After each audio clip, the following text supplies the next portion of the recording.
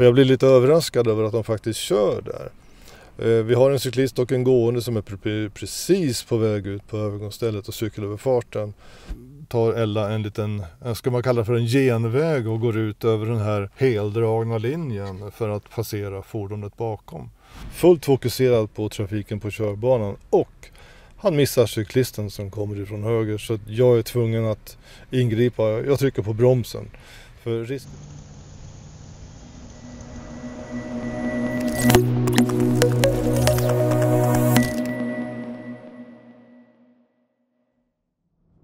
Sen ser jag att det finns en liten röd byggnad där borta med så här tegeltak. Det heter Kungsängens gård och där ska du få svänga in. Du ska få ta sig in på den vägen som är precis före det här röda huset. Okej. Det finns skyltar som talar om var du ska svänga in också. Det blir till vänster.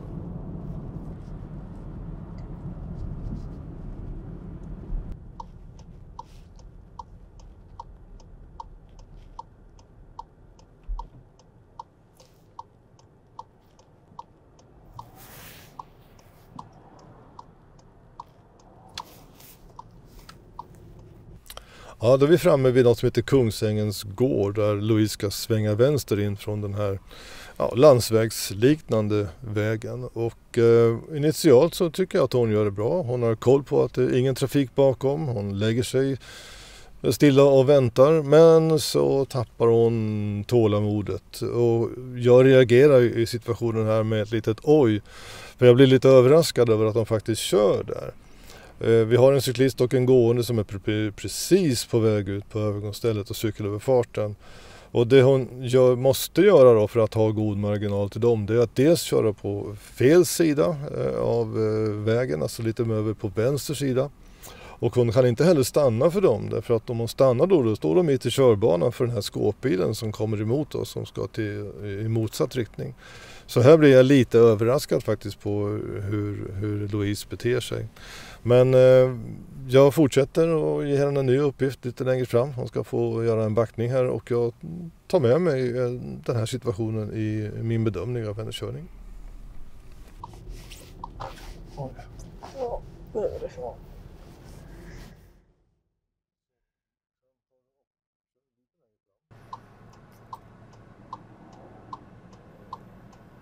Ska vi se.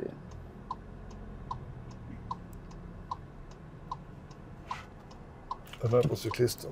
Ja, på väg fram mot korsningen tillbaka ut på väg 288 här så hamnar vi bakom en lastbil. Lastbilen kör ut och Winston kör fram mot korsningen. Fullt fokuserad på trafiken på körbanan och han missar cyklisten som kommer ifrån höger så jag är tvungen att ingripa. Jag trycker på bromsen. För risken är annars väldigt stor att vi kör på den här cyklisten. Och här är ju en uppenbar brist på att Winston tappar fokus på de väsentliga delarna i trafiken. Och även om det är mycket trafik, det är mycket som händer så får man inte missa den här situationen. Varken du har körkort eller om du är på uppkörningen så får man inte missa en sån här situation. För det blir faktiskt riktigt farligt. Så. Pass upp. Det är inte bara bilister att hålla koll på. Nej, jag förstår det. Kommer en till. En sån här situation där jag tvingas då bromsa för en oskyddad trafikant, en cyklist, ja, den lägger faktiskt grunden för resultatet på körprovet. Det går inte att, hur bra Winston än skulle köra ut efter den situationen så kan körprovet inte bli godkänt. Är du osäker inför uppkörningen? Riskera då inte bli underkänd utan boka in en körlektion med Trafiko i Trafiko-appen för att se hur du ligger till. Bokar in en körlektion med Trafiko så kommer våra lärare hämta upp dig på den plats du har valt. Och i appen hittar du även all teori du behöver för att klara teoriprovet. Så, kom igång direkt. Ladda ner appen idag. Nu kör vi vidare.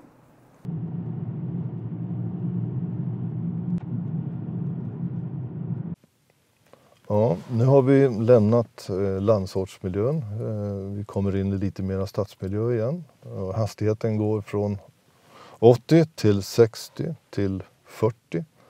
Och här under ett tillfälle i körprovet så kör Fabian något för fort. Alltså det går lite över tillåten hastighet. Han missar att ta ner hastigheten ordentligt från 60 till 40. Och jag som inspektör kan ju välja hur jag ska hantera det här. Och eftersom det här då är första gången det händer i körprovet och hittills har gått bra, så låter jag det helt enkelt bero och tittar jag vidare på hur Fabian hanterar hastighetsanpassningar under resterande del av körprovet.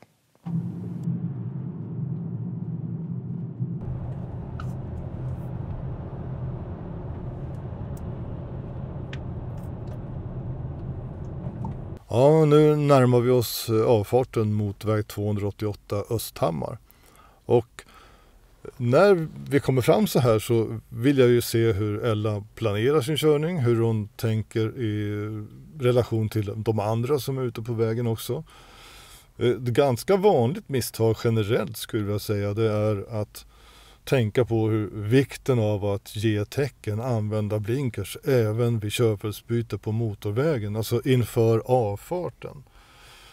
I Ellas fall här så är hon väldigt sen. Alltså hon ger egentligen inte tecken förrän i samma stund som hon svänger av in på avfarten. Och då har man egentligen gett tecken helt i onödan. För att tecknet ger du för att de andra trafikanterna som är bakom dig i god tid ska kunna planera för vad du tänker göra. Så var noga med på körprovet att ge tecken i rätt tid. Den här saken lägger jag också lite grann på minnet under resten av körprovet.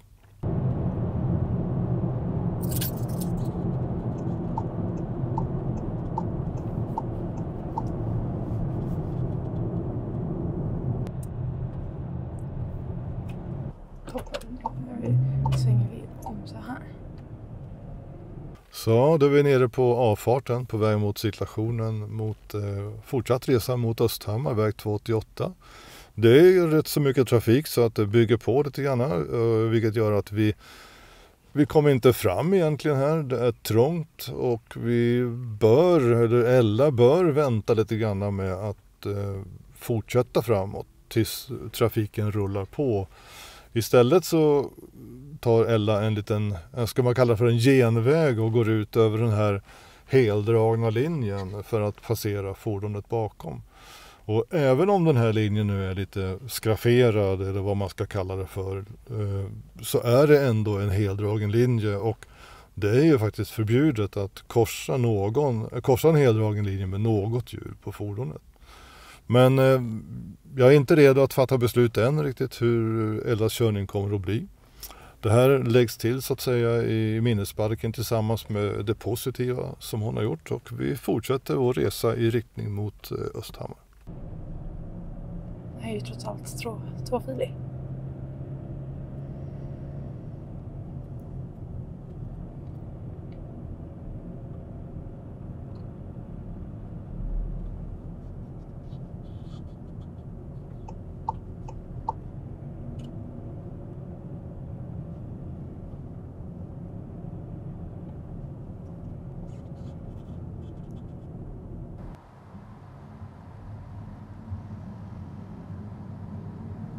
Nu kommer vi fram till en liten sträcka här med så kallat skol-30 heter det. Och det är när hastigheten är begränsad till 30 km i timmen under vissa klockslag där man kan tänka sig att skolbarn rör sig till och från. Och Joel går ner bra i hastighet och sen så går han lite uppåt hela tiden tills vi då är uppe på cirka 37 km i timmen. Ja, det kan man tycka att det inte är okej förstås, men ser jag på situationen som sådan så är Joel väldigt uppmärksam på hastigheten och tar ner hastigheten bra. Och han ger inte mig en känsla av att han är en rallyförare på det sättet som inte bryr sig om hastighetsgränser. Så att jag tar med mig det här i vidare bedömning.